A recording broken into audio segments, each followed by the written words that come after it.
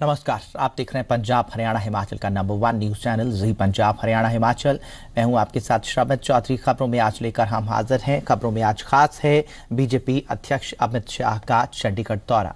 आज बीजेपी के राष्ट्रीय अध्यक्ष अमित शाह चंडीगढ़ पहुंच रहे हैं और शाह के दौरे को लेकर बीजेपी ने तमाम तैयारियां की हैं। वहां पर शाह के इस दौरे को 2019 के लोकसभा चुनाव की तैयारी से जोड़कर देखा जा रहा है।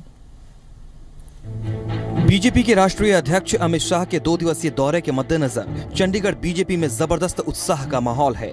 शाह के दौरे से पहले चंडीगढ़ पहुंचे बीजेपी के राष्ट्रीय उपाध्यक्ष प्रभात झा ने बताया कि अमित शाह के दौरे से न सिर्फ पार्टी और संगठन में नई ऊर्जा का संचार होगा, बल्कि तमाम कार्यकर्ताओं का हौसला भी बढ़ेगा। चंडीगढ़ एयरपोर्ट पहुंचने के बाद अमित शाह रोड शो भी करेंगे, जिसके बाद वो पार्टी कार्यालय पहुंचेंगे। शाह अपने इस दौरे के क्रम में पहले दिन जहां पार्टी के लोगों से मिलेंगे, वहीं 21 मई को समाज के प्रबुद्ध वर्ग के लोगों से मिलकर उन्हें अपनी सरकार की नीतियों से जोड़ने की कोशिश करेंगे। अमित शाह के इस दौरे को मिशन 2019 की तैयारियों के तौर पर भी देखा जा रहा है, लेकिन प्रभात झा सरकार के अच्छे कामकाज का दम भरते हुए कह रहे हैं कि बीजेपी 2019 नहीं बल्कि 2024 की तैयारी कर रही है।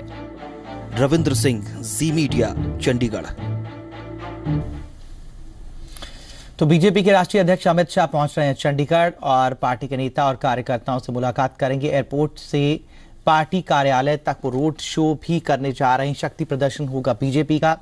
और ये दौरा जो है अमित शाह का, इसको जो 95 दिन के दौरे पर निकले हैं अमित शाह, ये तैयारी है 2019 के लोकसभा चुनाव की। और इसी के मद्देनजर ये चंडीगढ़ का दौरा भी, चंडीगढ़ बीजेपी के तमाम नेताओं और कार्यकर्ताओं में जोश फूंकने की ये तैयारी पार्टी के राष्ट्रीय अध्यक्ष अमित शाह की। अब फिलहाल हम आगे बढ़ेंगे। पंजाब की कैप्टन सरकार किसानों को अच्छे दिन का सपना दिखाकर सत्ता में आई थी, लेकिन प्रदेश का गन्ना किसान बकाया ना मिलने से परेशान है। प्रदेश सरकार से गुहार लगा रहा है और इतना ही नहीं, सरकार को संघर्ष का रास्ता अपनाने की चेतावनी दे रहा है। हाथों में गन्ना मिलों की बकाया राशि की रसीदें हैं, लेकिन पेमेंट नहीं है।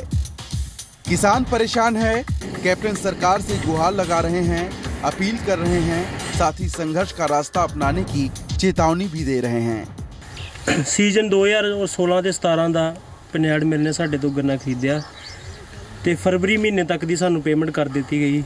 ਜਦਕਿ 2 ਮਹੀਨੇ ਦਾ ਜਿਹੜਾ ਬਕਾਇਆ ਰਹਿੰਦਾ ਲਗਭਗ 17-18 ਕਰੋੜ ਦੇ ਕਰੀਬ, ਉਹ ਅਜੇ ਤੱਕ ਜ਼ਿਮੀਂਦਾਰ ਭਰਾਵਾਂ ਨੂੰ ਨਹੀਂ ਮਿਲਿਆ। ਜਿੰਨੀ ਵੀ ਪੇਮੈਂਟ ਬਕਾਇਆ ਹੈ ਉਹ ਜਲਦੀ ਤੋਂ ਜਲਦੀ ਜ਼ਿਮੀਂਦਾਰਾਂ ਦੇ ਖਾਤਿਆਂ ਵਿੱਚ ਪਾਈ ਜਾਏ, ਕਿਉਂਕਿ ਜ਼ਿਮੀਂਦਾਰਾਂ ਨੂੰ ਇਸ ਵਕਤ ਪੈਸੇ ਦੀ ਬਹੁਤ ਜ਼ਰੂਰਤ ਹੈ। किसानों की दलील है कि हर साल उनके साथ ऐसा ही होता है।